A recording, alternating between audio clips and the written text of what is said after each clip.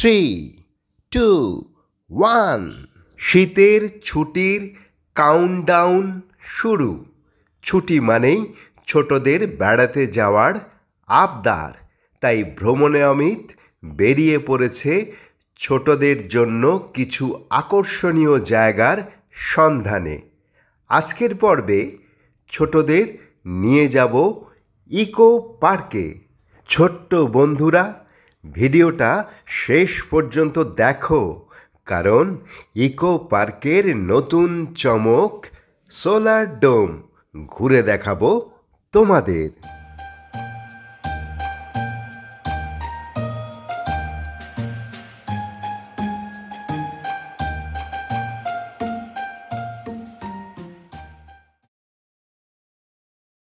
ভ্রমণে অমিতের আর একটা নতুন ভিডিওতে আপনাদের স্বাগত।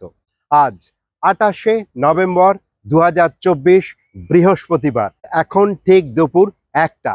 এই মুহূর্তে আমি পৌঁছে গেছি শীতকালের অন্যতম আকর্ষণীয় ভ্রমণ স্থান কলকাতার ইকো পার্কে। কিভাবে আসবেন, কখন খোলা থাকে, টিকিট মূল্য কত, ইকো পার্কে নতুন কি দেখার আছে, সে সম্পর্কে আজকের ভিডিওতে বিস্তারিত তুলে ধরব আপনাদের জন্য। ছোট্ট বন্ধুরা, তোমরা তো বড়দের সঙ্গে আসবে, তাই বড়দের জানিয়ে দিই কিভাবে ইকো পার্ক পৌঁছবে। ইকো পার্ক পৌঁছানোর জন্য কলকাতার বিভিন্ন প্রান্ত থেকে, এমনকি হাওড়া ও শিয়ালদহ স্টেশন থেকে রয়েছে প্রচুর বাস। তাই বাসে বা ক্যাবে কিংবা নিজেদের গাড়ি করে ইকো পার্ক 4 নম্বর গেট বাস স্ট্যান্ডে খুব সহজেই পৌঁছে যাওয়া যায়। আর রয়েছে রাস্তা পারাপারের জন্য সাবওয়ে। এই সাবওয়ে অবশ্যই ব্যবহার করবেন। কলকাতা, শিয়ালদহ বা হাওড়ার দিক থেকে যারা আসবেন তারা নামবেন ওদিকে। সাবওয়ে দিয়ে রাস্তা পেরিয়ে চলে আসবেন ডান দিকে। আর আপনারা দেখতে পাচ্ছেন এখন মেট্রো স্টেশন, কিন্তু এখনও মেট্রো চালু হয়নি। এই মেট্রো স্টেশনকে বাঁ দিকে রেখে এখন আমরা একটু এগিয়ে গিয়ে ডান দিকে দেখতে পাবো ইকো পার্কের গেট।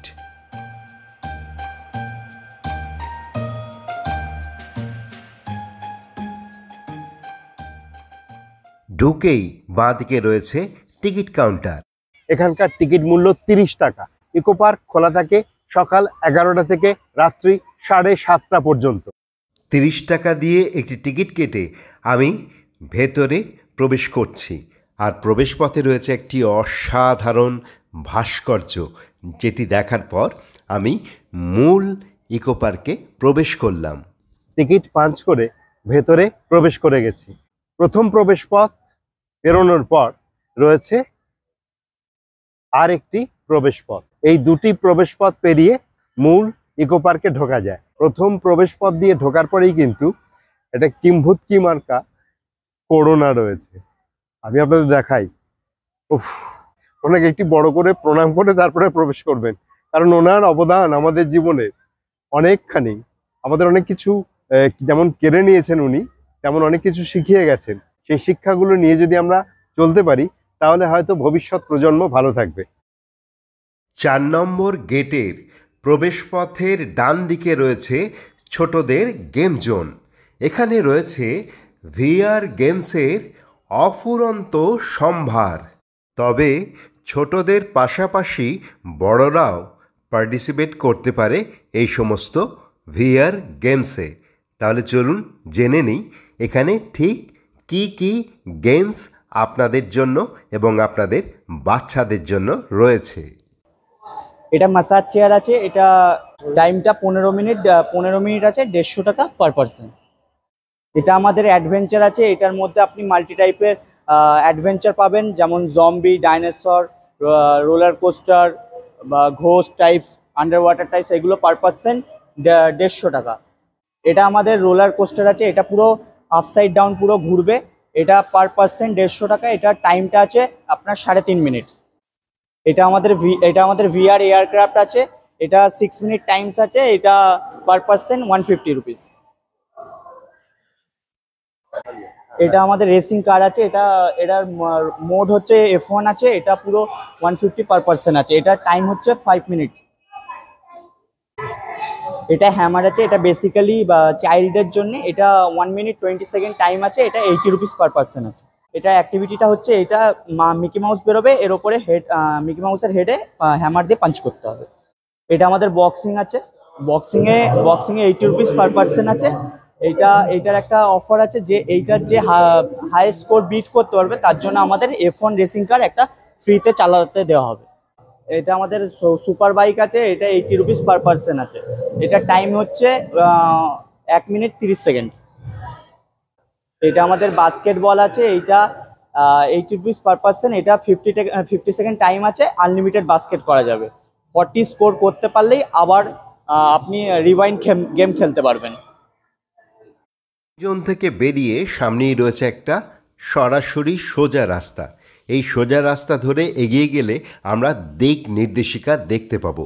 দিক নির্দেশিকা ধরে পায়ে হেঁটে কিংবা ডবল সিটার সাইকেলে 150 টাকার বিনিময়ে আধ ঘন্টার জন্য ভাড়া নিয়ে ঘুরে দেখতে পারেন ইকো পার্কের বিভিন্ন দর্শনীয় স্থান, যার মধ্যে রয়েছে পাখি বিতান।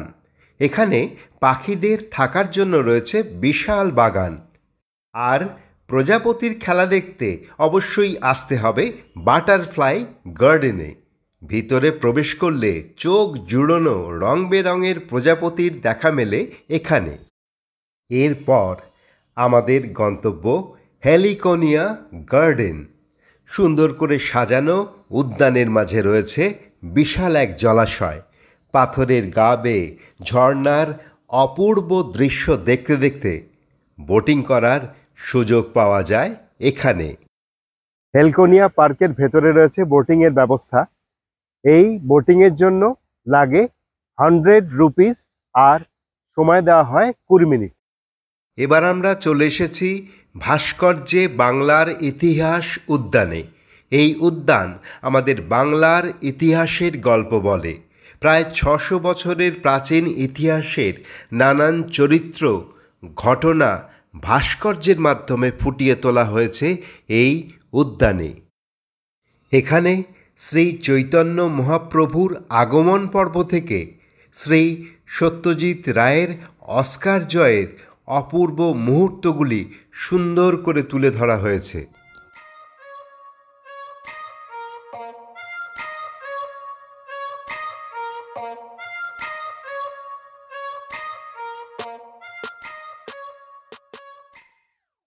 এরপর বাংলার গ্রাম ও টেরাকোটার মন্দির দেখে পৌঁছে গেলাম দার্জিলিং, যেখানে ছোটদের প্রিয় টয় ট্রেন অপেক্ষা করছে তাদের জন্য। এখন দাঁড়িয়ে রয়েছি ঘুম স্টেশনে। না, দার্জিলিংয়ের ঘুম নয়, এটা ইকো পার্কের ঘুম স্টেশন। আর এই ঘুম স্টেশন থেকে টয় ট্রেন ছাড়ে বাচ্চাদের এবং বড়দের জন্য। যদি আপনারা এই টয় ট্রেনে চাপতে চান তাহলে 150 টাকার টিকিট লাগে। 11টা থেকে 6:30 পর্যন্ত এই টয় ট্রেনের টিকিট দেওয়া হয়। যারা অ্যাডভেঞ্চার প্রিয় মানুষ তাদের জন্যে এখানে রয়েছে ট্রি হাউস। চলুন এখন আমি আপনাদের ট্রি হাউসে ওপরে নিয়ে যাব এবং ওপরে গিয়ে কেমন অভিজ্ঞতা হয় এবং সেই অভিজ্ঞতা আপনাদেরও দেওয়ার চেষ্টা করব। ট্রি হাউসে ওঠার জন্য রয়েছে একটা ঘোরানো লোহার সিঁড়ি। এই সিঁড়ি বেয়ে উঠে রয়েছে ছোট্ট ছোট্ট ঘর। ট্রি হাউসের ওপরের দৃশ্য, তবে পরিষ্কার পরিচ্ছন্ন না। এই যে সাঁকোটা রয়েছে এটা কিন্তু মুভেবল, অর্থাৎ দোল খায়। প্রচুর কাঠের টুকরো দেখছি, হয়তো এগুলো রিপেয়ারিং এর কাজ চলছে, যার জন্যে ওপরটা একটু সেই অর্থে পরিষ্কার পরিচ্ছন্ন না। কিন্তু জায়গাটা খুব সুন্দর এবং অনেকখানি জায়গা জুড়ে রয়েছে এই ট্রি হাউস। দেখতে পাচ্ছেন আমি অনেক দূর থেকে আসছি, কিন্তু খুবই বিপজ্জনক অবস্থায় রয়েছে। এটাকে খুব তাড়াতাড়ি দ্রুততার সঙ্গে এই কাজটাকে কমপ্লিট করা দরকার বলে আমার মনে হয়। এই ট্রি হাউসে অবশ্যই আসবেন এবং এটি সুন্দর সময় কাটানোর জন্য এটা খুব ভালো একটা জায়গা।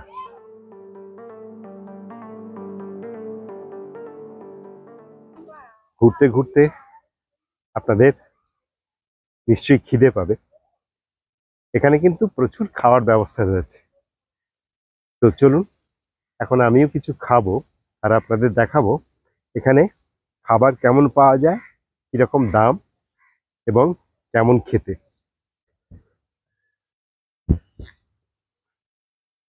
এখানে খাওয়ার জন্য কিন্তু কোনো রকম অসুবিধা নেই, কারণ প্রচুর রেস্টুরেন্ট আছে।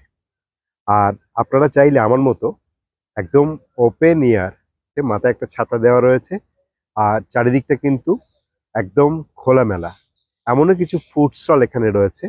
এই সমস্ত জায়গা থেকেও কিন্তু আপনারা চাইলে খাবার খেতে পারেন। এই সমস্ত জায়গাগুলোতে ফাস্ট ফুডটাই আমি দেখলাম বেশি। রেস্টুরেন্টে যেমন আপনার পছন্দ মতো যে কোনো খাবার ওরা আপনাকে পরিবেশন করতে পারে, এমনকি সেটা ভাতও, কিন্তু এখানে এই বার্গার, পিৎজা, প্যাটিস, চা, কোল্ড ড্রিঙ্কস, আইসক্রিম এগুলোই মূলত পাওয়া যায়।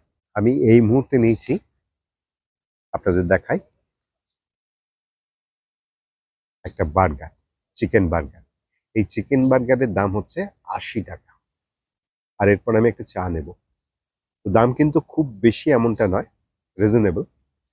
এবার খেয়ে দেখি টেস্টটা রিজনেবল কিনা।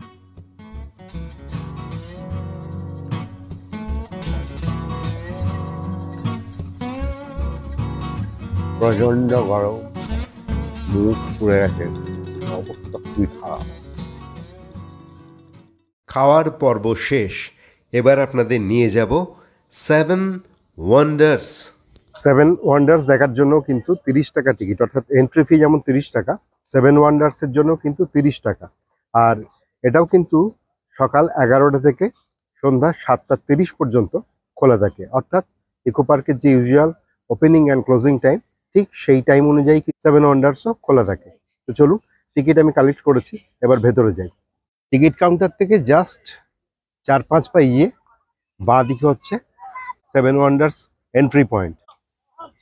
এই হচ্ছে 7 ওয়ান্ডার্স এন্ট্রি। আমি এখন প্রবেশ করেছি 7 ওয়ান্ডার্স এর ভেতরে। আর প্রথমেই আমি দেখতে পাচ্ছি মিশরের পিরামিড। পিরামিড শুধু বাইরে থেকে না, পিরামিডের ভেতরেও ঢোকা যায়। তাহলে চলুন, এখন আমি আপনাদের নিয়ে যাব মিশরের পিরামিডের ভেতরে।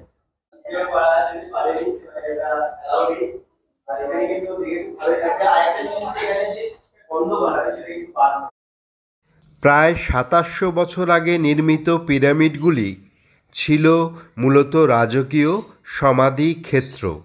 কবর বা সমাধিকে কেন্দ্র করে গড়ে উঠেছিল এই পিরামিড।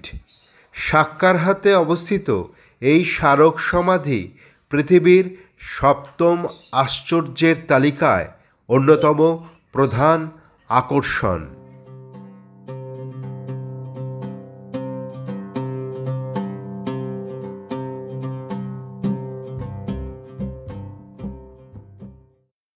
পিরামিড দেখে এবার কাঠের সাঁকো পেরিয়ে আমরা পৌঁছে যাব পেত্রা নগরে।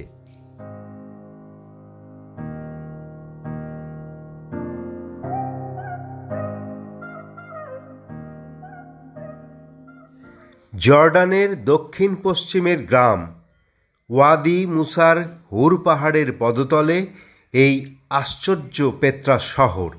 সম্পূর্ণ শহরটি একটি মাত্র পাহাড় কেটে বানানো হয়েছে। এই শহরের মধ্যে সমস্ত ধরনের সুযোগ সুবিধা, সৈনিক ব্যারাক, লাইব্রেরি এবং বিশাল বড় একটি মঞ্চও ছিল, যা বর্তমানে ওয়ার্ল্ড ওয়ান্ডার্সের অন্যতম। পেত্রা শহর থেকে বেরিয়ে এখন আমরা চলে এসেছি ক্রাইস্ট দ্য রিডিমারের সামনে। ব্রাজিলের অন্যতম আশ্চর্য এবং পৃথিবীর 7ম আশ্চর্যের অন্যতম এই যিশু খ্রিস্টের মূর্তি।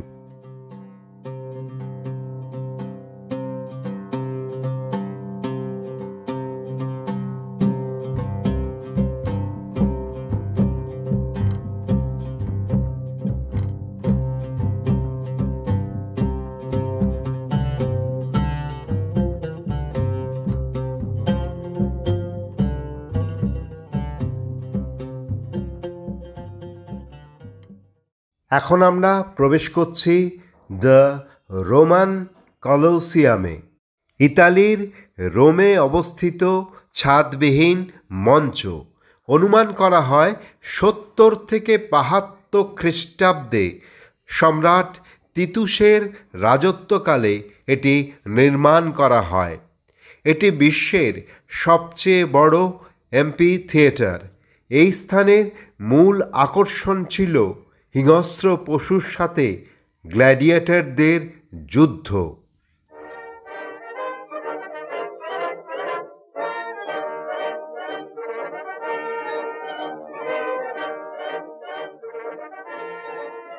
আশ্চর্যের পর আশ্চর্য। আর এবার আমরা যাব চায়নাতে, আর চায়নার সেই গ্রেট ওয়াল, যার ওপর এখন উঠব এবং আপনারাও সঙ্গে থাকবেন। আপনারা যাবেন এখন চায়নার গ্রেট ওয়ালে। তবে না, চায়না যেতে হবে না, আমাদের কলকাতার ইকো পার্কে রয়েছে চায়নার গ্রেট ওয়াল।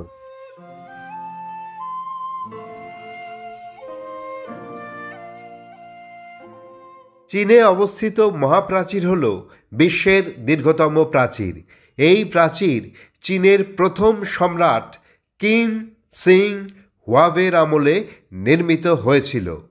21,196 কিলোমিটার দীর্ঘ এই প্রাচীর চীনের সীমান্ত রক্ষার জন্য নির্মাণ করা হয়েছিল। চীনের প্রাচীর থেকে অবতরণ করে আমরা এখন চলে এলাম ভারতের আগ্রা শহরে।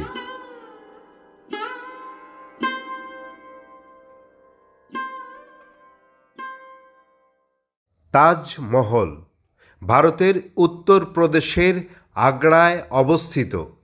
যমুনা নদীর তীরে 1632 খ্রিস্টাব্দে সম্রাট শাহজাহান 70 মিটার উচ্চ এই সৌধ নির্মাণ করেন। এটি বর্তমানে পৃথিবীর সপ্তম আশ্চর্যের অন্যতম। সপ্তম আশ্চর্য আপনাদের দেখালাম। এবার আরেকটা ইন্টারেস্টিং জিনিস, ইকো পার্কের নবতম সংযোজন এবং বিস্ময়কর একটি সংযোজন খুব সাম্প্রতিককালে সাধারণ দর্শকদের দেখার জন্য উন্মুক্ত করা হয়েছে, যার নাম সোলার ডোম। সোলার ডোমের এক্স্যাক্ট যে লোকেশন সেটা কিন্তু ইকো পার্ক যে অফিস রয়েছে, দেখতেই পাচ্ছেন পিছনে হচ্ছে ইকো পার্ক অফিস, আর এদিকে হচ্ছে ইকো পার্কের ঝিল। ইকো পার্কের অফিসকে ডান দিকে রেখে এগিয়ে যেতে হবে সোলার ডোমের জন্য। আর এই জায়গাটা খুব সুন্দর করে সাজানো গোছানো, বেশ ভালো লাগছে এই রাস্তাটা দিয়ে হাঁটতে। ইকো পার্কের অফিসকে ডান দিকে রেখে আর ঝিলকে বাঁ দিকে রেখে কিছুটা পথ এগোলেই দেখা মেলে সোলার ডোমে।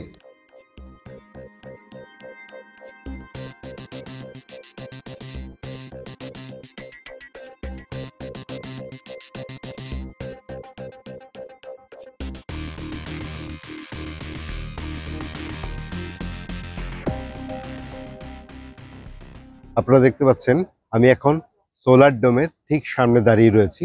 এরপরে আমি আপনাদের সোলার ডোমের ভেতরে নিয়ে যাব এবং ভেতরে ঠিক কি দেখার আছে সে বিষয়ে বিস্তারিত আপনাদের ভেতরে নিয়ে গিয়ে আমি জানাবো। তাহলে চলুন এখন আমরা প্রবেশ করব সোলার ডোমের ভেতরে। সোলার ডোমে প্রবেশ করার জন্য এখানে এন্ট্রি ফি আছে 200, অর্থাৎ 200 টাকা। এই 200 টাকা টিকিট মূল্যের বিনিময়ে আপনি যেমন ভেতরে ঢুকে সমস্তটা দেখতে পারবেন, তেমনই আপনাকে একজন গাইড প্রোভাইড করা হবে যারা ভেতরেই রয়েছে। তারা আপনাকে সমস্তটা ঘুরে দেখাবে এবং আপনি যেটা বুঝে নিতে চাইবেন ওনারা আপনাকে বুঝতে সাহায্য করবে। আমি এখন সোলার ডোমের ভেতরে ঢুকছি। ভেতরে ঢুকেই প্রথমে আপনারা দেখতে পাবেন একটা রোবট। এই রোবট কিন্তু আপনার সঙ্গে ইন্টারঅ্যাক্ট করবে। এই যে রোবটের লাইট দেখছেন এটা এখন রেড হয়ে রয়েছে। এটা যদি গ্রিন লাইট হয়, গ্রিন লাইট হওয়ার পরে ঠিক এর সামনাসামনি যদি দাঁড়ান এবং ওর সঙ্গে ইন্টারঅ্যাক্ট করতে চান, ও আপনাকে হাই হ্যালো করবে। আর পাশেই রয়েছে একটা ইলেকট্রিক কার, যেটি নিশান কোম্পানি বানিয়েছে। আমরা প্রবেশ করব LO দিয়ে। প্রথমে আমরা যাব LO, তারপরে L1, তারপরে L2, তারপরে L3, L4, L5 and L6 solar ডোমের LO প্যানেলে প্রবেশ করছি। কলকাতার নিউ টাউনের ইকো পার্কে গড়ে উঠেছে ভারতবর্ষের প্রথম সোলার ডোম বা সৌর গম্বুজ। 2024 সালের নভেম্বর মাসের 5 তারিখে দর্শকদের জন্য খুলে দেওয়া হয়েছে সৌর গম্বুজের দরজা। এই সোলার ডোমে 2000-এর বেশি সোলার প্যানেল দ্বারা নিজস্ব বিদ্যুৎ উৎপাদন হয়। এই সোলার ডোম প্রায় 96 ফুট উঁচু এবং 313 ফুট চওড়া। আমরা প্রথমেই প্রবেশ করেছি সোলার ডোমের বেসমেন্টে, আর এই সোলার ডোমের বেসমেন্টে রয়েছে সোলার ডোম সম্পর্কিত প্রাথমিক ধারণা। এটা হচ্ছে সোলার ডোমের একটা মডেল, যেটা বেসমেন্টে বানানো রয়েছে।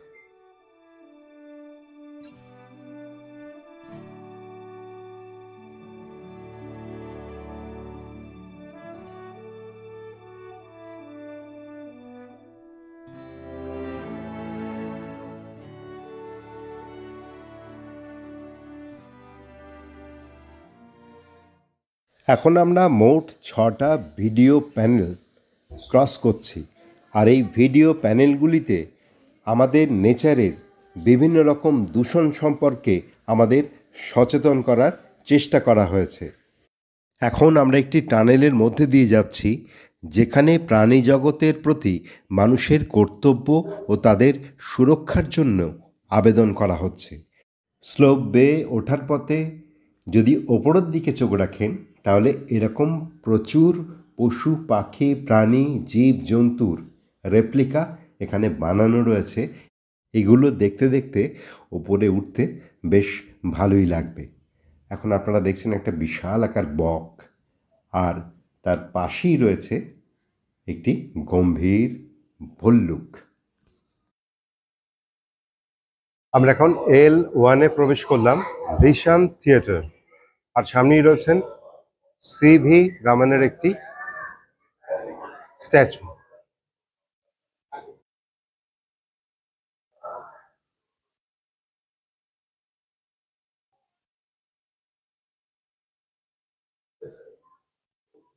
আমি এখন ভিশন থিয়েটারে ঢুকেছি, আর আপনারা দেখতে পাচ্ছেন আমার পেছনে রয়েছে পর্দা। এখানে এনার্জি কিভাবে ব্যবহার করা উচিত এবং এই পৃথিবীর জন্য এনার্জি, কোন এনার্জি ঠিকঠাক, সেটা কিন্তু এখানে বলার চেষ্টা করা হচ্ছে থ্রু দ্য অডিও ভিজুয়াল একটা শো এর মাধ্যমে। এখন আমি ওপর থেকে দেখাচ্ছি আপনাদের বেসমেন্টের একটি দৃশ্য। এখন আমরা পৌঁছে গেছি L2 বেসমেন্টে, আর এই L2 বেসমেন্টের ঠিক সামনে দাঁড়িয়ে রয়েছেন Michael Faraday, father of electronic. L2 এর ঢুকেই বাঁদিকে রয়েছে হাইড্রো পাওয়ার প্ল্যান্টের একটা মডেল। কিভাবে জলবিদ্যুৎ তৈরি হয় সেটা এখানে দেওয়া রয়েছে। এই যে ব্লু যে অংশটা দেখতে পাচ্ছেন, এটা হচ্ছে ওয়াটার বা জল।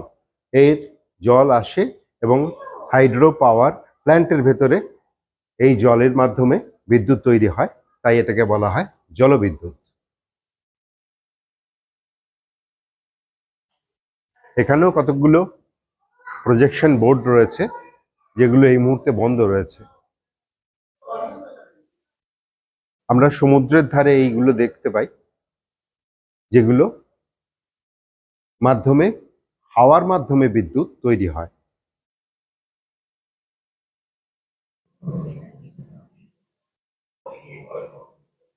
The wind globe. পৃথিবীতে যে বাতাস প্রবাহিত হচ্ছে সারাক্ষণ, তারই একটা গতিপথ, অর্থাৎ কেমন গতিতে কোন জায়গায় বাতাস রয়েছে সেটা এভাবে আমরা বুঝতে পারি। স্যাটেলাইট যে ইমেজ আমরা দেখি বা স্যাটেলাইট ভিডিও দেখি, তাতে কিন্তু এভাবেই আমরা দেখে থাকি। Satyendranath Bose, father of god particle. এখন আমরা পৌঁছে গেছি জিওথার্মাল গ্যালারি। এখানেও কতগুলো প্রজেক্টর দিয়ে বিভিন্নভাবে বোঝানোর চেষ্টা হয়েছে। আর এখন আমরা দেখছি পৃথিবীর অভ্যন্তরে যে শক্তি সঞ্চিত আছে, এবং তা উত্তোলন করে কিভাবে ব্যবহার করা হয়। James Clerk Maxwell, father of classical electromagnetism. এখানে যেটা বোঝানো হয়েছে যে হোয়াই সুইচ টু সোলার, অর্থাৎ সোলার এনার্জিতে কেন আমাদের সুইচ করা উচিত বা দরকার, আর সোলার এনার্জি কিভাবে কাজ করে তার একটা মডেল এখানে রয়েছে। প্রচুর রিফ্লেক্টর রয়েছে, যে রিফ্লেক্টরের মাধ্যমে সূর্যের যে আলো সেই আলোকে ধারণ করে সোলার এনার্জি বানানো হয়।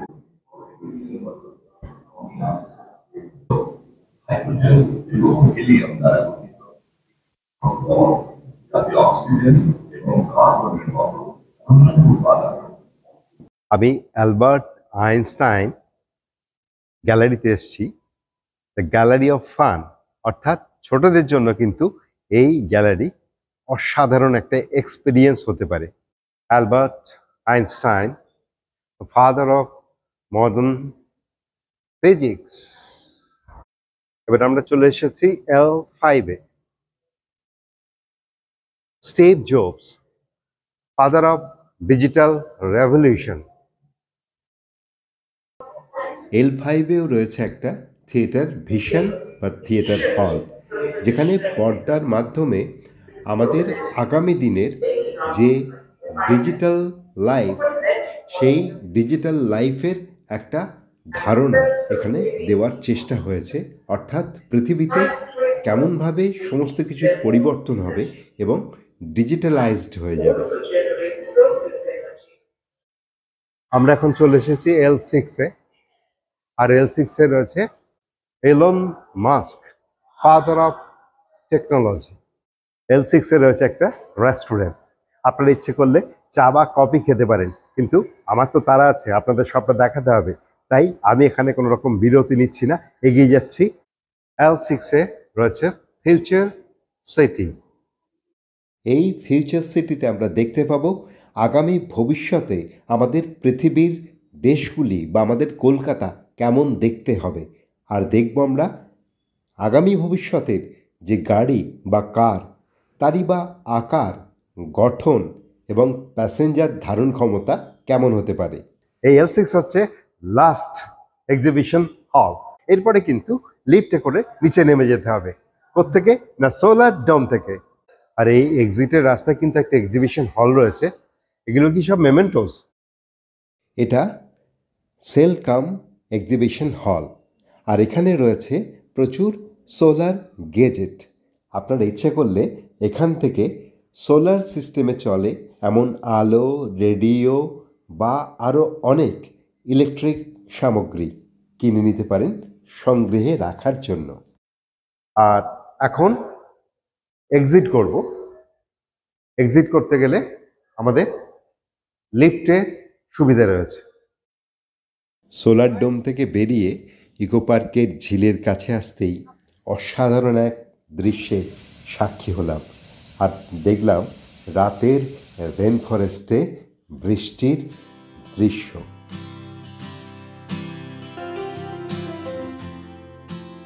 ইকো পার্কের সমস্তটা আপনাদের ঘুরে দেখালাম। সামনেই রয়েছে শীত। বাড়ির ছোটদের নিয়ে অবশ্যই একদিন প্ল্যান করে চলে আসুন ইকো পার্কে। আজকের ভিডিওটা এখানেই শেষ করলাম। খুব তাড়াতাড়ি দেখা হচ্ছে আবার একটা নতুন ভিডিও নিয়ে, ঠিক পরের পর্বে। যদি ভিডিওটা ভালো লাগে তাহলে অবশ্যই লাইক, শেয়ার এবং কমেন্ট করতে ভুলবেন না। আর ভ্রমণামিতে চ্যানেলে যারা প্রথমবার এলেন এবং ভিডিও দেখলেন, তাদের উদ্দেশ্যে বলছি প্লিজ প্লিজ প্লিজ সাবস্ক্রাইব করুন এবং ভ্রমণামিতের সাথে থাকুন, পাশে থাকুন। সকলে খুব ভালো থাকবেন। আজকের মতো টাটা।